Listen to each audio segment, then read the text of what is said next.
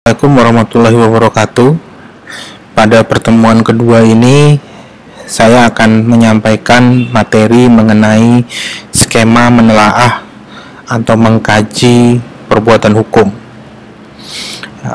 Materi ini merupakan kelanjutan dari materi pertemuan pertama, yang bagian akhirnya saya sudah janjikan untuk mengkaji mengenai beberapa skema yang wajib Anda pahami ketika Anda berhadapan dengan suatu peristiwa hukum atau perbuatan hukum gitu ya, sehingga Anda dapat menentukan solusi atau jalan keluar dari peristiwa hukum tersebut.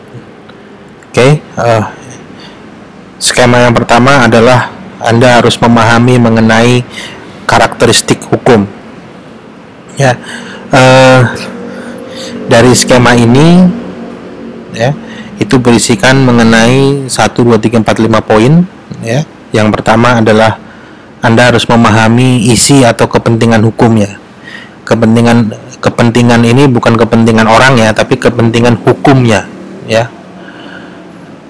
Apakah dia hukum publik atau dia hukum privat ya. Jadi perbuatan yang muncul di hadapan Anda yang dibawakan oleh calon klien, Anda perlu pahami dulu lebih dahulu mengenai apakah suatu perbuatan tersebut merupakan ranah, ya, kalau yang paling gampang gitu ya, apakah ranah perdata atau ranah pidana ya. Jadi tidak serta-merta ini langsung kita simpulkan ini pidana, ini perdata gitu ya. Tapi dalam suatu peristiwa itu terkadang dua ranah tersebut tercampur gitu ya. Ada peristiwa yang tercampur.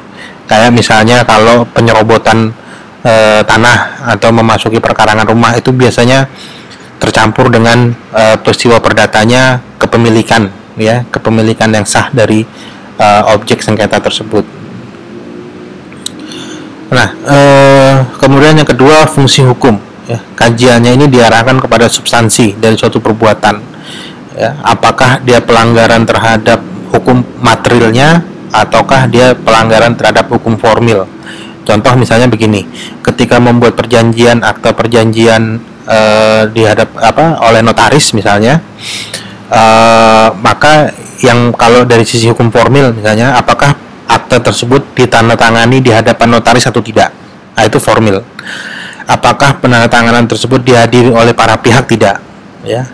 Apakah syarat formil yang lain misalnya menggunakan cap jempol atau tidak gitu ya. Itu pelanggaran. Kalau terjadi ada yang tidak, itu berarti pelanggaran terhadap hukum formil. Tapi kalau misalnya pelanggaran terhadap hukum material misalnya, yang paling gampang di perjanjian, apakah dalam suatu perjanjian tersebut muncul tidak keadaan tidak seimbang gitu ya. Misalnya pihak yang satu memiliki posisi bargaining yang lebih tinggi dibanding pihak yang lain ya. Biasanya ini kalau kita mengajukan kredit di bank misalnya gitu ya, itu di dalam perjanjian tuh biasanya di belakangnya ada tuh klausula-klausula yang tulisannya kecil-kecil gitu ya. Nah, itu yang kita harus tahu isinya apa gitu ya. Ada nggak di situ misalnya tadi saya katakan ketidakseimbangan, artinya pihak yang mengajukan kredit seolah-olah tidak mampu untuk menolak syarat-syarat yang diajukan. Atau misalnya kayak perjanjian leasing gitu ya, itu kita perlu pelajari mengenai isi dari perjanjian leasing itu. Jadi kalau hukum material ini maksudnya isi dari perjanjian gitu ya. Ini kalau kaitannya nanti dengan sengketa yang muncul karena perjanjian. Kemudian bentuk hukum, di mana berdasarkan kedua hal tersebut di atas, 1, 2 ini ya, apakah perbuatan hukum yang terjadi berada dalam ranah hukum yang bersifat umum ataukah ranah hukum yang bersifat khusus ya. Artinya nanti perbuatan tersebut apakah diatur dalam undang-undang yang umum ya, kalau perdata itu BW gitu ya, kita undang-undang hukum perdata, atau dia diatur secara khusus ya, sudah dikeluarkan dari BW. Misalnya apa yang hukum perdata khusus itu misalnya kayak undang-undang nomor 1 tahun 74 tentang perkawinan, itu khusus untuk orang-orang yang melaksanakan perkawinan secara Islam gitu ya. Kemudian misalnya lagi perburuhan ketenagakerjaan, dia dari BW sudah dikeluarkan ya. Jadi kalau nanti ada persengketanya adalah sengketa ketenagakerjaan, jangan lagi mengacu ke BW, tapi sudah mengacu kepada Undang-Undang Ketenagakerjaan ya, tahun 2003. Undang-undangnya nomornya saya lupa itu. Nah, ini nanti akan berhubungan dengan yang nomor 4, ya, tempat berlakunya. Pengkajian terhadap ini nanti akan memberikan pemahaman kepada kita mengenai kompetensi, ya, kompetensi dari institusi yang akan menyelesaikan sengketa tersebut, ya. Kalau kita runut misalnya dari atas, gitu ya, peristiwanya adalah hukum privat, misalnya perkawinan, gitu ya. Maka kita kaji dulu hukum perkawinan ini nanti yang menikah siapa, gitu ya. A dan B sama Muslim, Islam, gitu ya. Berarti dia masuk ke ranah hukum yang bersifat khusus. Dia tidak tunduk kepada Undang-Undang BW, Undang-Undang KUH Perdata, tapi dia tunduk kepada Undang-Undang Nomor 1 Tahun 74. Nah, kalau dia khusus, berarti kompetensi yang menyelesaikan perkara tersebut institusinya siapa? Peradilan umum kah atau peradilan agama? Ya. Kalau memang tadi sudah kita temukan bahwa ini adalah lex specialis, tunduknya ke Undang-Undang Nomor 1 Tahun 74, yang subjek hukumnya adalah Islam, maka kompetensi absolutnya, ya, kompetensi absolut sudah saya jelaskan di mata kuliah semester lalu di hukum acara perdata. Kompetensi absolutnya adalah peradilan agama. Anda jangan memberikan solusi untuk menggugat cerai di peradilan umum, ya, karena kita sudah sepakat tadi di awal kalau perkawinan yang dilakukan oleh orang Islam itu di peradilan agama. Oke. Waktu berlakunya. Nah, waktu berlakunya ini kaitannya dengan Anda mencari basis berpikir secara normatif, ya. Pelanggaran tersebut merupakan pelanggaran terhadap undang-undang apa, gitu ya.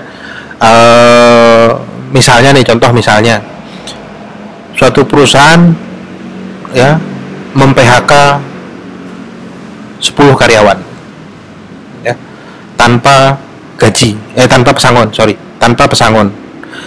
Kalau kita tariknya dia adalah bahwa perbuatan PHK tersebut dengan tidak memberikan pesangon merupakan pelanggaran hukum, ya, merupakan suatu perbuatan melawan hukum, itu iya benar.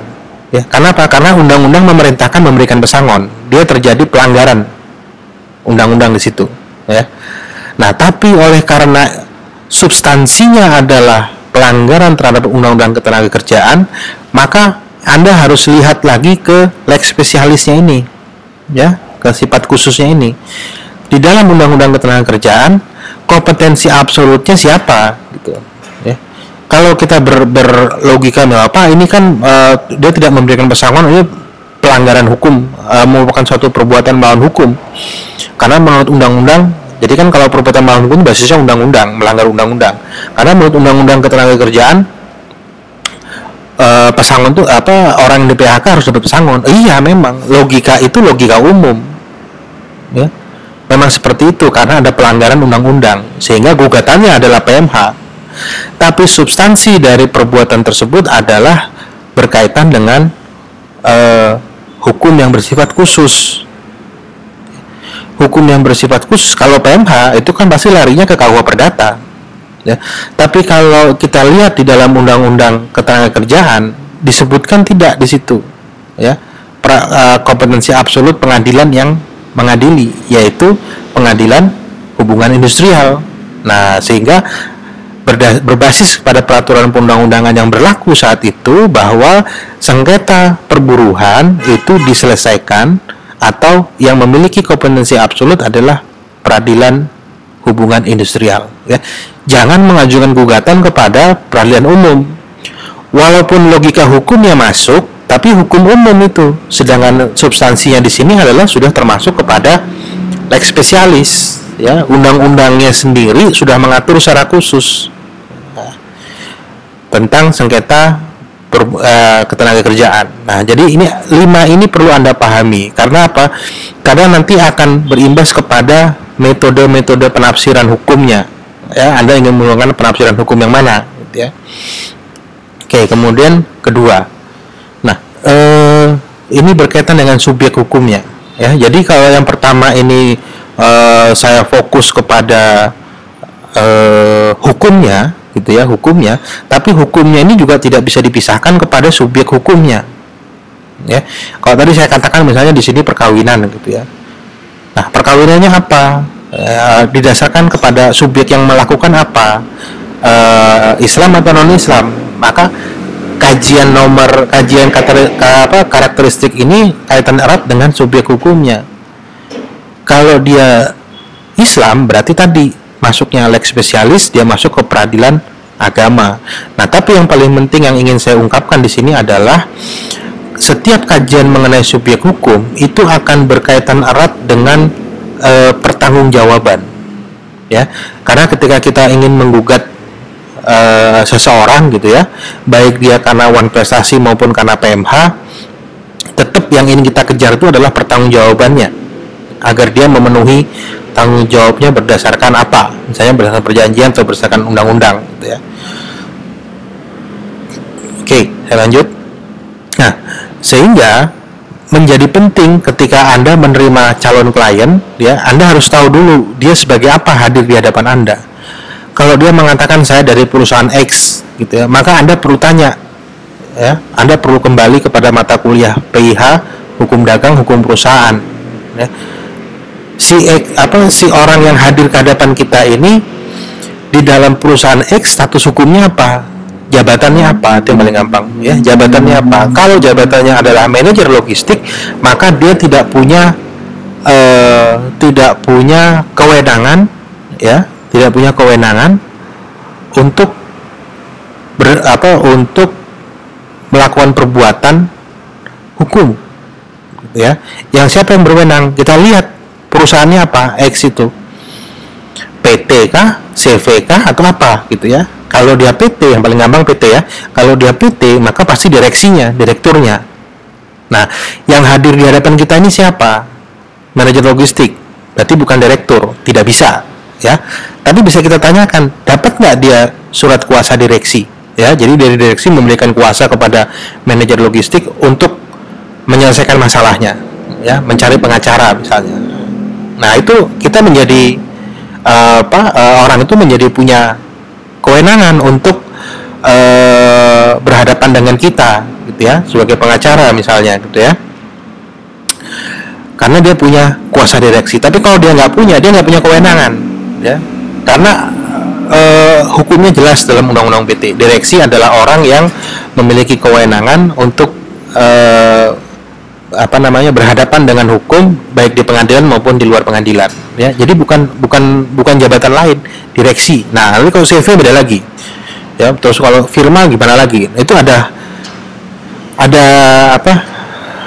aturannya sendiri-sendiri karena model pertanggungjawabannya juga berbeda. Nah, kalau misalnya yang berhadapan kita adalah manusia atau orang lah gitu, maka kita perlu tahu bahwa orang ini sudah otonom belum, dia udah dewasa belum. Jangan sampai nanti karena anak SMP datang ke kita minta, Pak, saya mau gugat orang ini gitu. Karena anak SMP tersebut belum dewasa, dia belum bisa dianggap sebagai subjek hukum. Ya? Ciri-ciri dari subjek hukum itu kan gini, dia memiliki hak dan kewajiban. Dia mungkin punya hak, tetapi belum tentu punya kewajiban gitu ya. Kalau dia masih belum dewasa, atau misalnya orang gila gitu ya, orang gila yang gilanya itu tidak permanen, kadang kumat, kadang enggak gitu ya. Nah, itu juga harus diwaspadai itu. Secara mentalitas bisa nggak dia sebagai subjek hukum. Nah, ini perlu dipahami sehingga nanti ketika kita meminta pertanggungjawaban itu juga kepada calon tergugat, kita juga harus paham siapa yang akan kita gugat gitu, orang-orang itu yang akan kita gugat, apakah orang tersebut dapat dimintakan pertanggungjawaban ya. Jadi kalau misalnya kita menerima klien, oke nih klien kita terima, terus kita disuruh gugat ya, ternyata yang kita gugat itu adalah orang gila gitu ya. Atau misalnya yang kita gugat itu ternyata anaknya yang belum punya status hukum, sehingga itu bisa gagal tuh gugatan kita dalam pengadilan. Maka yang harus digugat adalah walinya gitu kan. Maka Anda harus tahu dulu siapa penggugatnya, siapa tergugatnya. Ya, Anda harus pahami mengenai subjek hukum itu. Kemudian hubungan hukum. Nah, secara umum dalam keperdataan hubungan hukum itu hanya dua ya, hubungan hukum yang terjadi karena perjanjian atau hubungan hukum yang terjadi karena undang-undang, ya. Kalau misalnya begini, seorang laki-laki menikah dengan perempuan, pernikahan itu kan didasarkan pada perjanjian, kesepakatan, ya, untuk menikah, kemudian punya anak, ya. Nah, ternyata laki-lakinya sebagai ayah tidak memberikan nafkah, ya. Nah, si istri menggugat. Nah, ini gugatannya apa gitu?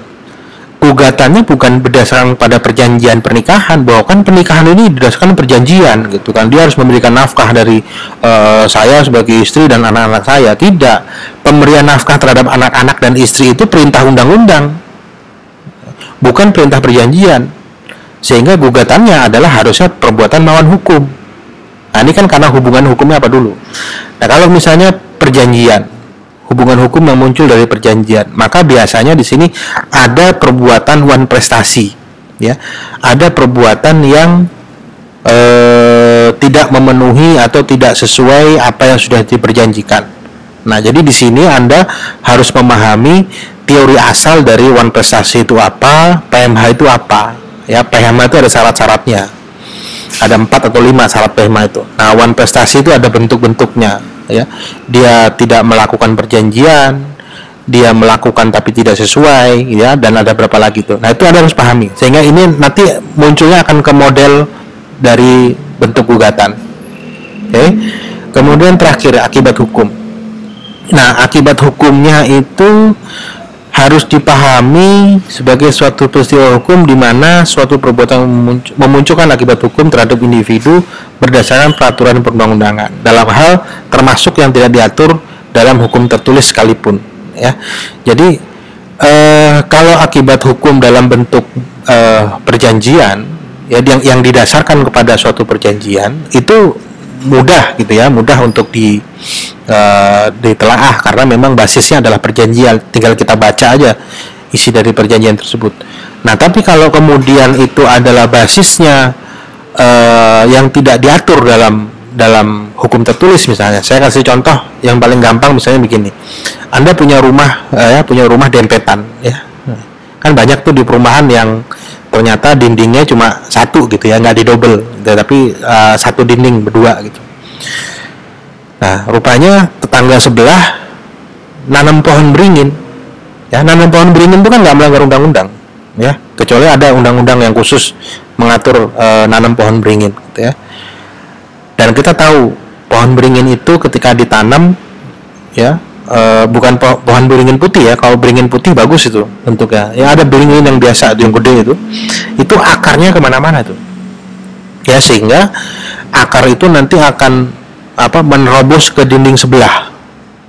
Akibatnya dinding rumahnya orang sebelah tuh roboh, gitu, ya. Itu nggak ada peraturan hukumnya tuh, peraturan undang-undangnya nggak ada, ya. Tapi perbuatan PMH itu sejak tahun 1919, ya, di Belanda itu sudah menggariskan bahwa hukum itu tidak identik dengan undang-undang, ya. Undang-undang itu hanya bagian dari hukum. Nah, di samping itu masih ada nilai-nilai kepatutan, nilai-nilai kesusilaan, nilai-nilai yang hidup dalam masyarakat, ya. Jadi perbuatan dia walaupun tidak melanggar undang-undang, tapi dia melanggar hukum, ya, karena memunculkan kerugian. Akibatnya apa? Kerugian apa yang diderita oleh dia? Nah, ini yang perlu Anda pahami secara keseluruhan dari sistematika penalarannya itu. Empat-empatnya ini Anda harus bisa saling merangkai, ya. Jadi Anda tidak bisa hanya memahami karakteristika saja, ya, atau subjek hukum. Empat-empatnya ini saling berhubungan, ya, sehingga nanti muncul di solusi akhirnya adalah kita harus ngapain, ya, apa saran hukum yang akan kita berikan kepada klien. Nah, itu penting untuk dipahami skema ini supaya nanti Anda ke depan juga mampu memberikan solusi. Tapi yang paling penting dalam perkuliahan ini kaitannya dengan diklat kemahiran perdata, maka pemahaman terhadap skema ini juga kepada dari pertemuan pertama, paling tidak pada pertemuan besok Anda sudah mampu membuat surat kuasa khusus gitu ya. Kalau di hukum acara perdata saya sudah katakan beracara itu harus menggunakan surat kuasa khusus. Anda mampu untuk membuat surat kuasa khusus tanpa harus plagiasi atau melihat contoh-contoh yang ada di internet ya. Jadi Anda bisa mulai, kalau misalnya berkaitan dengan subjek hukum, berarti di semester lalu itu subjek hukum ini tempatnya di atas, siapa pemberi kuasa, siapa penerima kuasa ya. Kemudian karakteristik hukumnya, akan mengajukan gugatan apa, wan prestasi atau perbuatan melawan hukum ya. Nanti kalau hubungan hukum atau akibat hukum ini nanti bisa muncul di dalam konstruksi dari gugatannya ya. Tapi secara keseluruhan ini adalah senjata Anda untuk menyelesaikan suatu persoalan. Oke, sampai di sini saya harap nanti ada pertanyaan lagi dari rekan-rekan mahasiswa seperti pertemuan pertama ya, nanti diajukan, kemudian saya akan jawab di pertemuan berikutnya. Terima kasih. Assalamualaikum warahmatullahi wabarakatuh.